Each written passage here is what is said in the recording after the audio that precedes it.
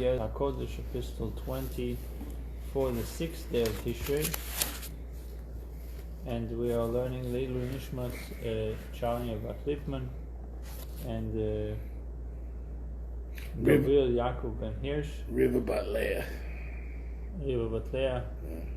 So for Shalema to our friend Daniel Ben Simcha, Shina Esther Bat Chai Udit, and all those who need it for Shalema, have a speedy recovery, a complete recovery. So today's lesson teaches us in which stage of the spiritual realm creation begins Yesh. We spoke about Yesh 9, the existing and the non-existing, in parentheses, the incomprehensible. So at what point it becomes, the Ayin turns into Yesh? If you need to pinpoint, where is it turning into Yesh?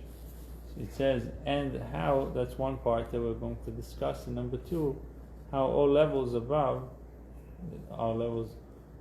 it are godly entities.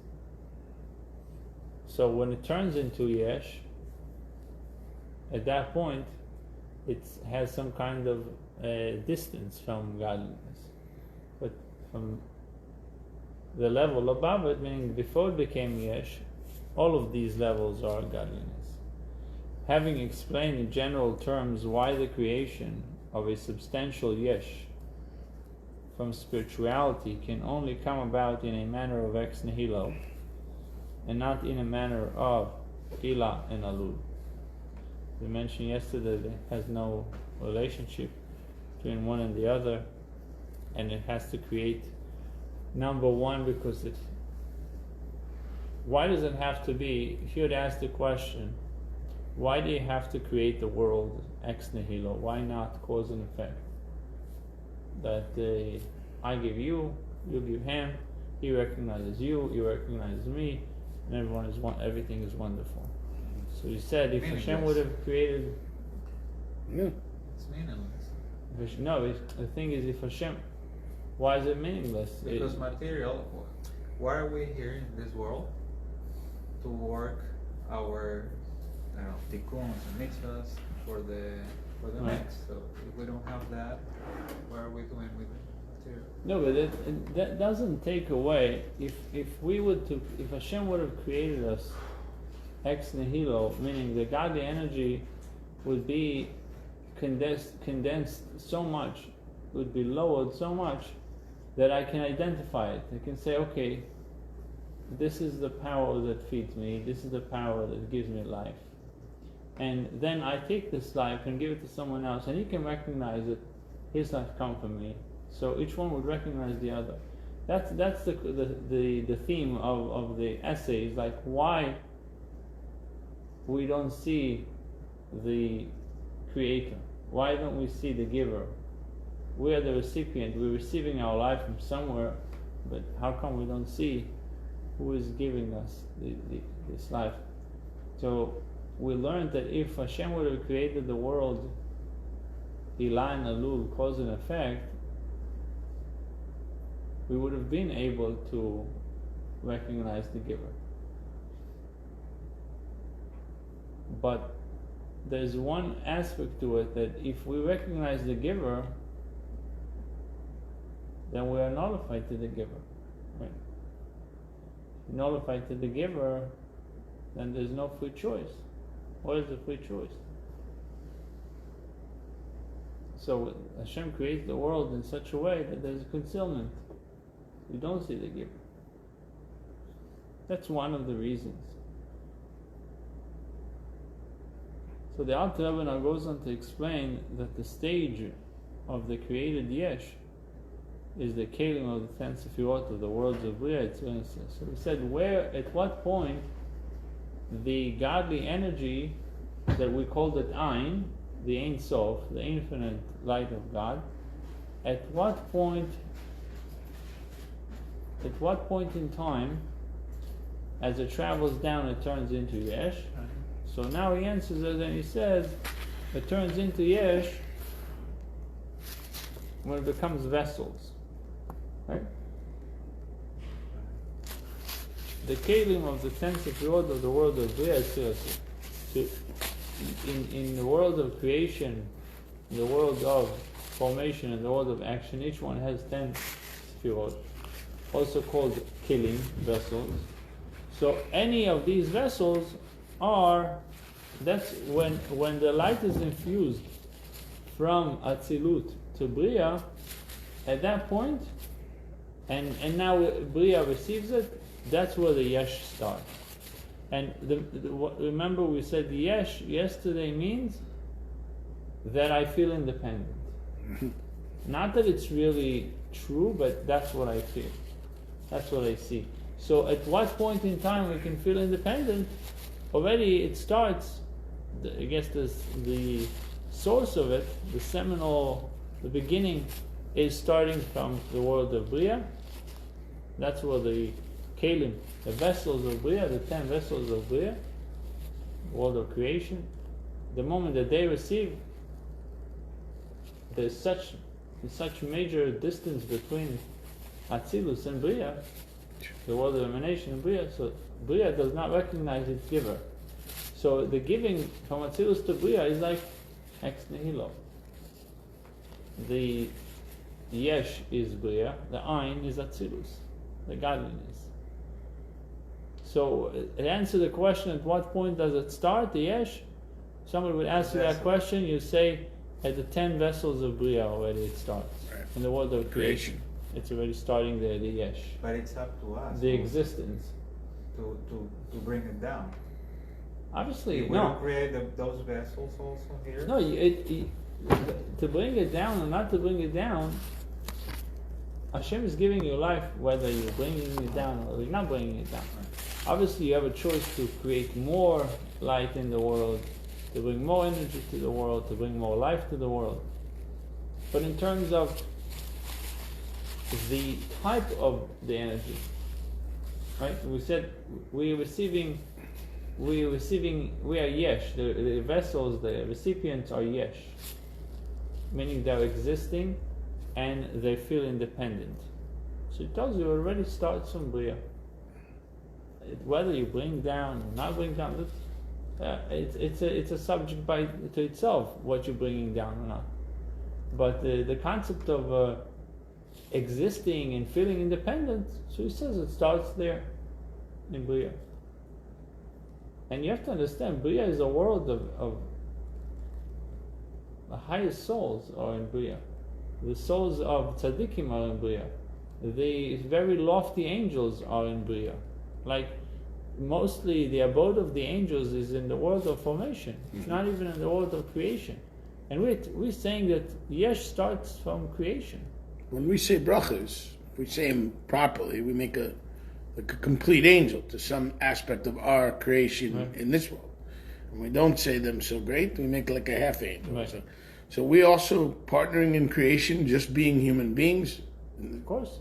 It says, but Hashem, we're pulling down, like you said, we're created- pulling this energy down from a very high place, and we're able to have the power of speech to create. It says when Hashem created the world, it says the world was created with chesed, which means that there was no help required on our part. But once Hashem created the world, He says, "Loi l'sheves yitzor." I didn't create the world to be a sabbatical year the entire time. I want you to get involved in the world. I want you to take seeds, plant them in the ground. They turn into wheat. Take the wheat, grind it, make bread out of it. So Hashem, in a way, did not create bread directly. He created the wheat. He enabled us. Why? If Hashem wanted us to eat bread, let Him give us bread directly. There's a tree in Gan Eden, I think, it grows chalas. So let us have like the man, right? The man, 40 years in the desert. They ate man. Why it stopped? Why is it not continuing? Because Hashem wants us to take part in creation. Why does Hashem need a couple to have children? Why children cannot come from the air? That's true. Because He wants us to get involved in creation. The beginning of the yesh It starts from Sfirot of the manifestation within the world of Bria. Hein HaKelim, the Yetziros, the Bria, Yetzirah, Asiyah, v'gam Hayot, is the Nefesh Ruach. The Oiros, lights, that vest themselves in the Kelim and thereby animate them, consist of Nefesh, Ruach, and Neshama. And that's another aspect, because we said before that the Yesh starts from the vessels of Bria. But every Kli has something in it. Right? The Kli is made to contain something. What is it containing? So it tells you it contains light, godly energy. What this godly energy is? So there are 3 levels of godly energy. The Nefesh, the Ruach, and the Neshama. So, same way that we have Nefesh, Ruach, and Neshama, these 3 levels, Nefesh, Ruach, and Neshama exist within the vessels. So, for example, you would think of, when we say a vessel, we're referring to Chochmah, Bina, Dat. It's all vessels. Right. Meaning they are you could call it the brain as an organ, but it's receiving a power. When the Neshama invests itself in the body, there's 2 types of energy that it feeds the body. One is a general energy to give the body life, and the second one is unique, individualized energy that goes into each limb accordingly. Meaning your ears do not get the same energy as your eyes. So you have a general energy that feeds the entire body, its own neshama. Of course. Meaning it says that neshama is in the blood, right? The blood is all over the body. At the same time, there's energy that goes specifically to your brain, to your eyes, to your ears, to your senses. So over here it tells us, we spoke about the creation of Yesh, right? He says the creation of Yesh started from the vessels of Bria. Vessels of Bria, all 10 vessels. From Chochmah all the way to Malchus. The highest level. Now, what is these vessels contain? He says they contain Nefesh, Ruach, Neshama. These 3 levels, what we call Naran, in short. Nun, Reish, Nun, Nefesh, Ruach, Neshama. Many who writes to the Rebbe, the usual way of writing, it would be, Ana, please, Le'orer Rachamim Rabim, awaken great mercy for Nefesh, Ruach, Neshama, for Nun, Reish, Nun, of so and so, for Avraham ben Moshe, right? The godliness of the Sephiros created the Yesh of the Kelim of the Sephiros, and also their Nefesh and Ruach.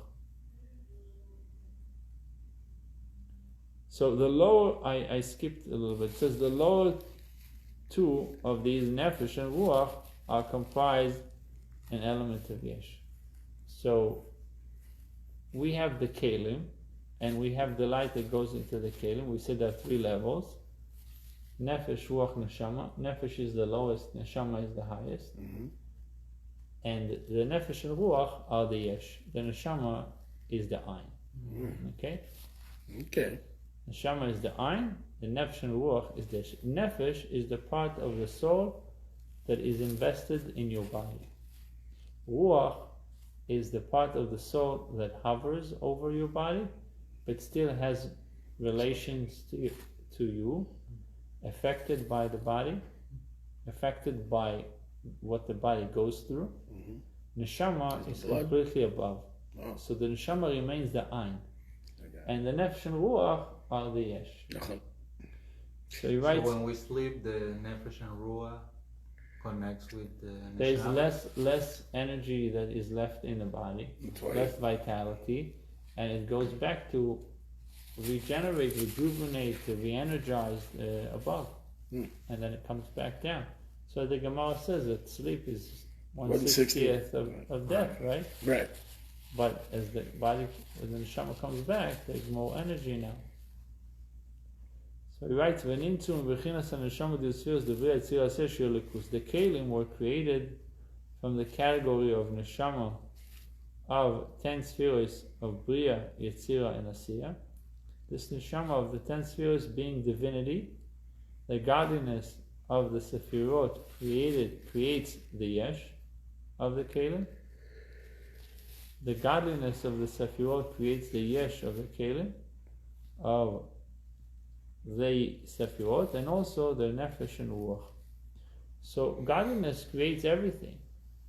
It says the godliness of the Sefirot creates the yesh of the kelim, meaning the let's call it their physical existence. Everything. Even though they don't say physical, but Everything. creates the yesh of the kelim, of the Sefirot, and also the nefesh and ruach. So if we call the neshama the nefesh, if we call the neshama godliness, divinity, so the neshama is what generates the nefesh and ruach, what creates them. Vitality, animation. Because we always think of it as three different, completely different levels. But it says no, actually, the nefesh and ruach are derivatives of the neshama, or derived from the neshama. Okay? So, vehein alamet kelim demachus datzilus. Now, these orot mean lights of the Sefirot, are the 30 kelim of the Sephirah of Malchus, the world of Atzilut. Now it's a very interesting concept, because if you would think of what actually feeds the lower world, when I say the lower world, I mean Bria, Yetzirah, and Asiya, is the Malchus of Atzilus. Why specifically sovereignty of Atzilut, of the world of emanation? Because Atzilut, the highest level, gives the lower, and the lower gives the lower. What is the lowest level of Atzilut? Is Malchut, right? Sovereignty. So Malchut is the one that actually connects or feeds the world of Bria. So the one that makes the bridge, if we can say it that way, between Atzilut and Bria is Malchus. Right? So now he says there's Lamed Kelim, which means there's 30 vessels within Malchus of Atzilus. Why? In the world of Atzilut, even the external aspect of the Kelim, in the world of Atzilut, world of emanation, even the external aspect of the Kelim of Malchus is godliness. It is the external aspect of the Kelim of Malchus that vests itself in the world of Bria, Yetzirah and Asiya, and becomes their soul and their life force. Now, we know that everything has inner and outer. It says the external level of Malchut, of Atzilut, feeds the world of Bria, gives the world of Bria. And that's its life force, the external aspect of Malchut, of Atzilut.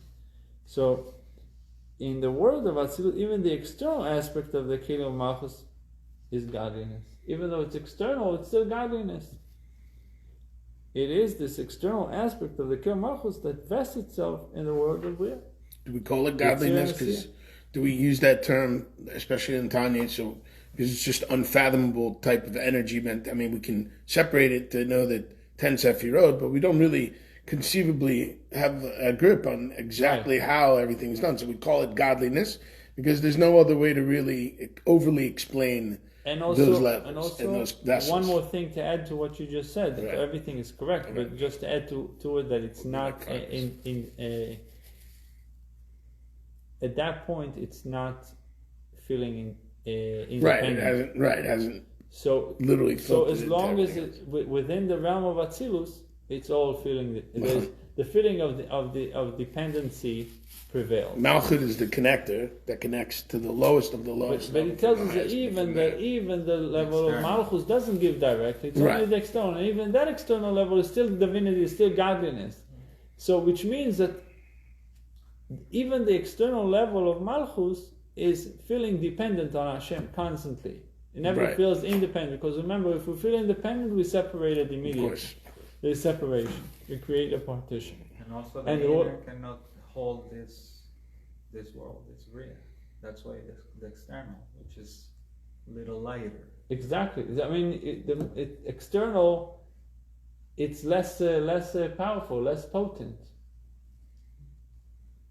It's like a super power station to the local power station to the transformer station to the thing to your house. Same mentality. Filters. a lot of contractions, 125 or whatever. We now see it in modern world that sometimes things that are condensed the most, like a nuclear, Right. is the most powerful, even though it's small. Small, exactly. It doesn't create a lot of waste. Big missiles that they don't create even 1/10 of the damage that one little nuclear bomb can create. Pretty, Right. right. It's crazy. But it's- all the elements are It's more, yes, it's more touching each condensed. other. That's- So pnimiut is more powerful. Why people are touched by sincerity, 'Cause it talks. by honesty, Right. It's like a more direct. by attitude, because it's something that comes from inside. It's real. It's not fake. If they see it that it comes from inside, they're touched by it. But if it's something is a show, it's a show. So it's external. They know that it's external. So it does not have the same effect as the internal. The same thing over here. The internal is obviously higher, but since the world of Atzilut is so lofty, even external power within It's godly. Atzilut is still godly. Brachas. Still feeling dependent on Hashem. Right. There's no separation whatsoever. These external kelim are composed of 3 tenfold levels. So even with the external of the kelim, it has 3 tenfold levels. The Within 30 kelim that the Alter Rebbe just writes in 2 words, Each one. it really tells us in the external level there are 30 levels. In the external aspect of Malchus there's 30 levels. So I guess if you try just to picture it, think of a kli, a container that takes and gives. The outer, the circumference of the vessel Right. has 30 levels in it. Right. Obviously, it's not something that we can Yeah, comprehend, it's not- but the idea of it, that has 30 levels, the external aspect of it has 30 levels. The innermost kelim. Now, the intermediary kelim and the outermost kelim, 30 in all. Now, v'chein b'Atzilus, it is likewise in Atzilus, the world of emanation. You see, the Alter Rebbe had a hard time saying the word Atzilus. It's just like You know faint. why? There's too much for Because him they to understood fathom. Atzilus. Atzilus. If you understand what this world means, the levels that it represents, it wouldn't be so easy to say Atzilus. It is likewise in Atzilus that the emanated Yesh derives from the external aspect of the Kelim of Atzilus. By the way, we see it in the Machzor. It says before HaMelech, in Rosh Hashanah, it's right after the Ishtabach. And the Chazal says, HaMelech. Right? HaMelech. So it says that over there in like small print, it says that of Aaron of Karlin, he used to say it and he would faint when he said faint, HaMelech. Right? Why he fainted? Because he says, you would think about, he would remember the Gemara that says that if you come to the king and you recognize the king, he says, if I was your king up till now, why didn't you show up? Why are you only coming now? Yeah. He would think about this and he would faint. Seriously. He was there every That's day. your Machzor. I'll show you what it is. Thank you, Rabbi.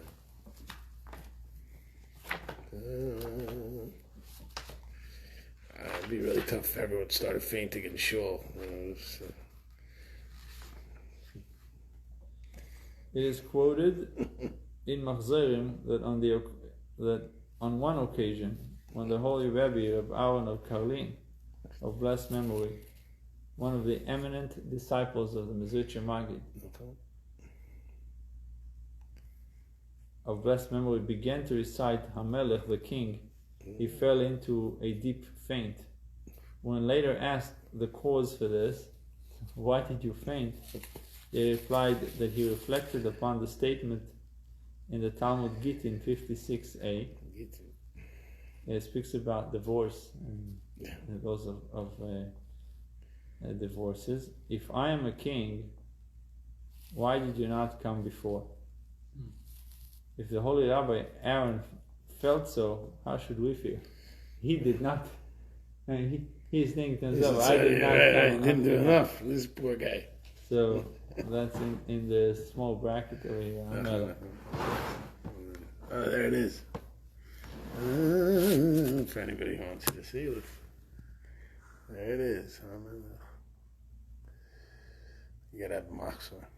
So unlike the kelim and sfirot, in which there is vested from the chitzonius, the external aspect of the kelim of the 10 spheres of Atzilus, which are godliness, were created the echalot. What is the echalot? In simple Hebrew is chambers. So he writes the celestial chambers of Atzilut.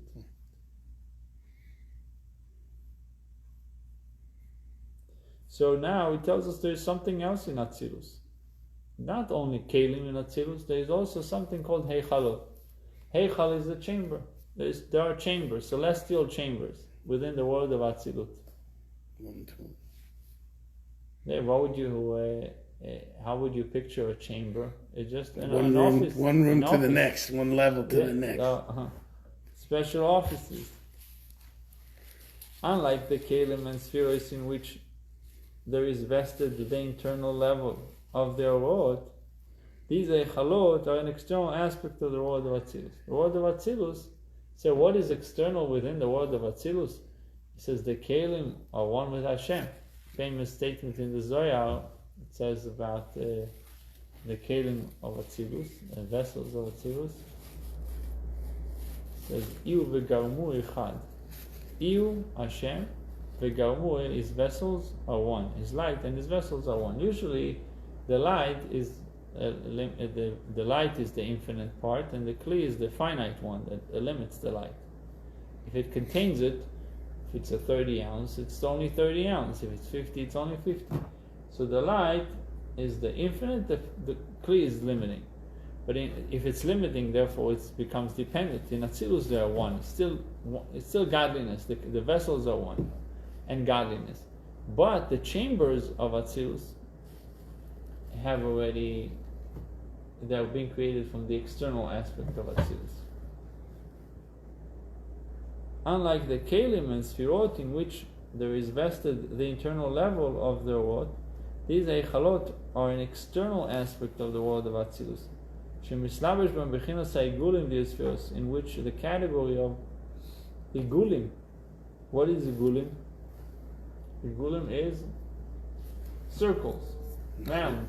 It goes it's like a ball. Igul is a circle. What is the uniqueness of a circle that doesn't have a beginning or end? Right. It just continues.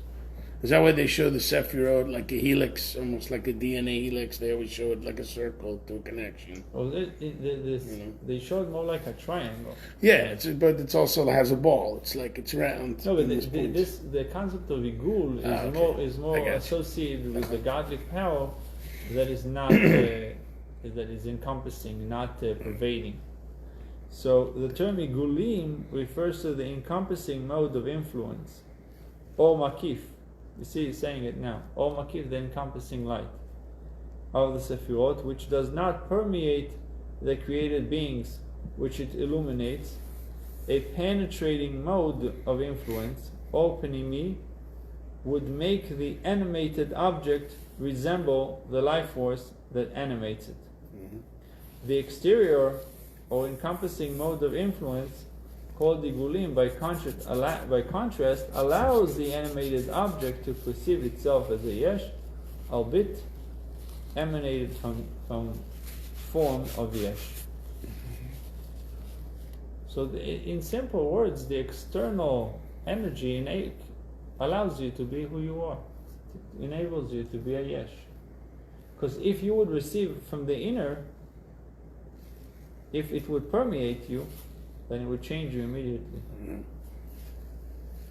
And it would make you resemble the life force that gave you life.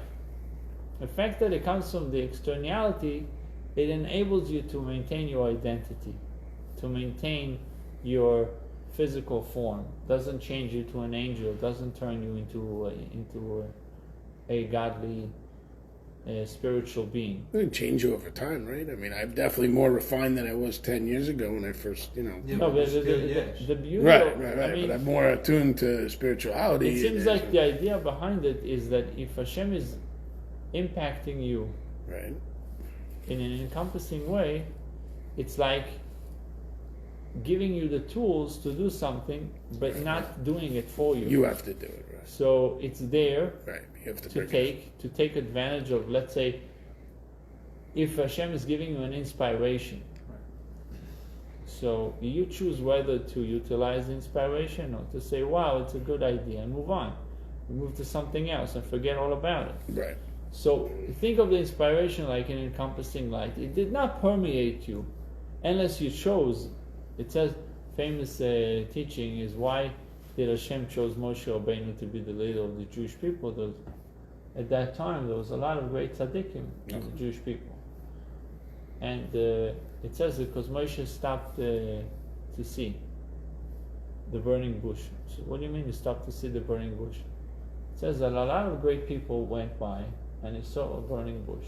And he said, fine, interesting, doesn't make sense, but move about their day. Meaning that there was an inspiration, but they moved it. Moshe said, no, I have to see what's going on. I have to understand it. What's happening over here? So he comes and he looks closer and closer, and Hashem says, see, the inspiration is being utilized. Say, okay, Moshe, take off your shoes now. Telling him already how to come, how to approach, Right. and he preparing him to take on the mission, right?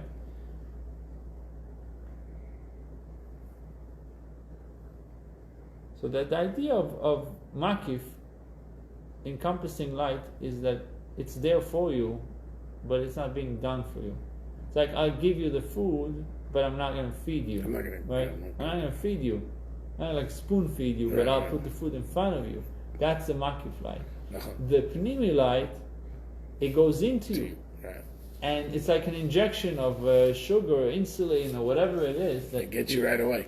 it gets you, but it also makes you like the life force that is feeding you. Right. You resemble now A part of whatever it is. That's whoever. injected. It's like you say you're spending too much time with someone, you You start ultimately to take on their to- characteristics. You right? take on their You sound maybe like even them. using the words they You sound like them. using, You act yeah. like them. You become like buddies. So, and Hashem wants us to do it ourselves. With If everything would be given to us in such a way that it's You can appreciate it. Reveal. permeating us immediately, it permeates us, and then therefore it changes us. So then it takes no away free will. from our free choice. V'gam gufis hamalachim l'atzur she'en b'chinas, and also the bodies of the angels of Atzilus, which are a form of Yesh, are created from the external kelim of the Sfirot of Atzilut. So even angels are created from the external levels within Atzilut. It says in Job chapter 4 verse 18, as it is written, and his angels he charges with deficiency. What is the deficiency of the angels? They're limited. What are they lacking? It says his angels implies those nearest to God, the angels of the world of Atzilut. Yet even these are deficient in that they are yesh and not divinity. Why they are yesh? Because they receive from the external aspect of Atzilut. If they would have received from the inner, they would be an ayin. Because they are not wholly in a state of nullification as the olul, the cause, in relation to its ilah. For they are created in a manner of yesh from ayin. So again, yesh from ayin enables me to be independent, to feel independent, to think independent. Not free will. Kabbalah 101, yesh means existence, is a term which denotes a creation, an existence which appears to exist outside the godly bubble, while the ultimate expression of yesh is our physical world, which at the 4 seems to work on its own. without a divine energy.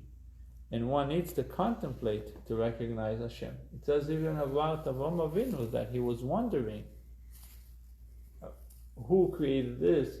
Maybe he thought maybe the heavens are dominating, and then you see the clouds are, and then it gets dark, so obviously they're not the only ruler over here. And then the moon goes away, and something is running the show, right? Clouds are coming in, going. Fire, there's a power is strong, right? Iron is very strong, but fire melts it. And fire is very strong, but water puts it out. Water is great, but fire evaporates it. There's always something that counterbalances the other. It's fascinating. They didn't have Torah, But he had to wonder. But he had to wonder, where is it all coming from? So, without a divine, and one needs to contemplate to recognize God's hand.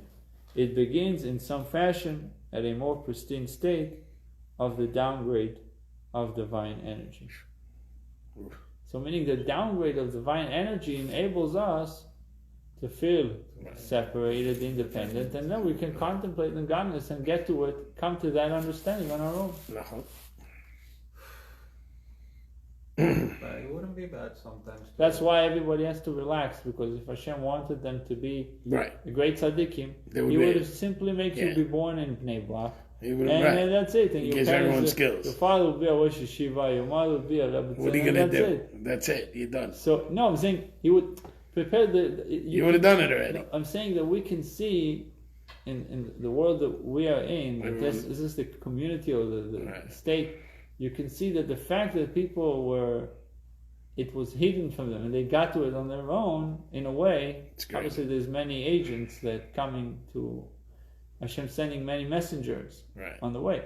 But the fact that you get to it on your own, that's really what Hashem wants. Hashem wants us to come to it. So I always say this world, it's, like everything is down, pulled like a weight. So the world is designed, and I try to explain this to people, especially to Jews, to pull you away from holiness, to not see your own divinity. But it's there, you can see it, but there's all these stumbling blocks in the way, and you have to think of your ego, and I want to make this, and it gives you a bunch of distractions. At the same time, you have to realize, like you just said, Hashem wants it, it's going to be. It doesn't matter what you think. You can go walking along the beach and find a treasure in the sand, and that's it. The main thing He wants it to come from you. No, He wants you to do the work. To show Him that you're putting forth the effort. At least some start. effort. Put some effort. Put a few hours in the day. But don't. But again, that's the oxymoron. He wants you to put effort, but don't rely on your effort. Right. And don't attribute. And realize it's Hashem. And don't attribute the success to your efforts. Right. So it's not going to work without. It's not going to work without you putting in effort. But if it works, do not attribute the success to that effort, because it's just give it to Hashem. Then you don't have to stand in your trust. I gave Hashem the credit. Okay, you gave me the credit. You did it. It was you. You did. Thank you. Every time you put Hashem in it, it's good. Welcome to you. Thank you, Rabbi. That was excellent.